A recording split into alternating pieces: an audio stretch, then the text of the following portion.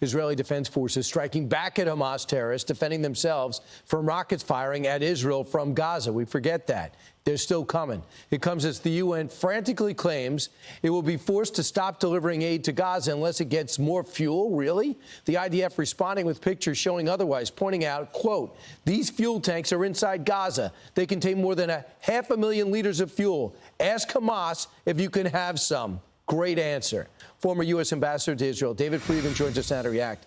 Ambassador, should they be giving them fuel? What about that declaration? I think it's absurd to give them fuel. Look, Gaza is ruled by Hamas. Hamas is responsible for the people that live there. They, as you said, they have 500,000 liters of fuel. They could give it to their people. They want to hoard it so they can fuel more rocket attacks and more malign activity against Israel. You know, if they want to give it to their people, they can give it to their people. But Israel is not responsible under any law that I'm aware of to commit suicide, to provide the means by which Hamas can attack Israeli citizens. So are you under the impression that to pause right now the attacks, the strikes, and maybe pause the possibility of a land invasion would be okay if you could get some hostages out? You know what? I think the hostages are have become the critical issue right now in this battle because, in a sense, they're in the way, you know, and there's 200 of them. Israel never contemplated ever having that many of its own people held hostage by Hamas, and it's tearing away at the fiber of the country. So if there's a way, and I'm not sure there is, but if there's a way to get them out or get most of them out, I think that is the priority, but not forever. But that's their trump card, and that was part of their plan to get hostages and curtail the attacks. I know there's a double-edged sword there because we care about the humanity. We're just interviewing with these families. Sure. And you're actually acting like the ambassador because there's no ambassador in place from the Biden administration. Yeah. There was no nominee until this week. Meanwhile, did you see at the UN yesterday, the General Secretary said something outrageous in my view? Watch. It is important to also recognize the attacks by Hamas did not happen in a vacuum.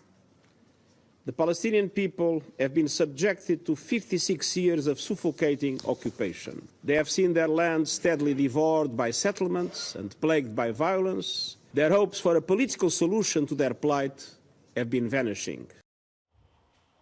So his focus is not on the massacre of 1,400 in Israel. It is on 56 years. He says the Palestinians are frustrated. I don't know what he's talking about. I think he should resign tomorrow. If not, I think the United States should cut off funding of the UN. This is absolutely outrageous. It's adding such an insult to the extraordinary injury that the Israelis have suffered. Look, there's no occupation of Gaza, okay? There's not a single Jew living in Gaza. There's not a single Israeli soldier in Gaza.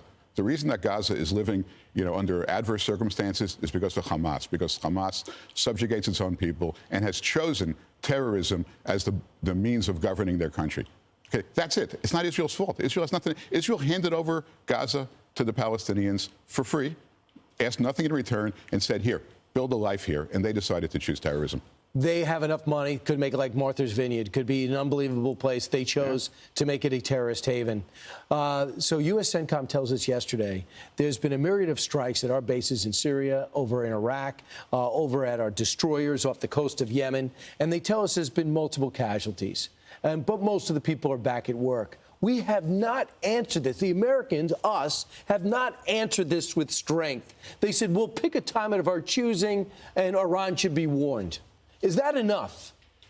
Look, Joe Biden gave a speech 10 days ago. It was a great speech. He looked Iran in the eye and he said, don't, right? He used that famous word, don't.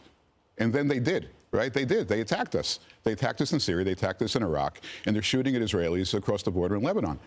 And we're not doing anything about it. You know, I would suggest that the U.S. government go back to January 3rd, 2020. When President Trump was given intelligence that Qasem Soleimani was exposed and he could be taken off the map. And he's got blood on his hands on Americans. Blood on his hands and planning more attacks on American soldiers. And we eliminated Soleimani. And you know what the Iranian response was? Okay, they crawled up into a ball. They didn't do anything because they're thugs. And they respond only out of fear. And when they sense fear, which is what they're sensing right now, it makes this whole area a much more dangerous place. America's failure to respond is making Americans and the world more exposed, not less exposed. Ambassador, you just left Israel. What kind of country did you leave? I left a country that is deeply united, deeply committed to win this war.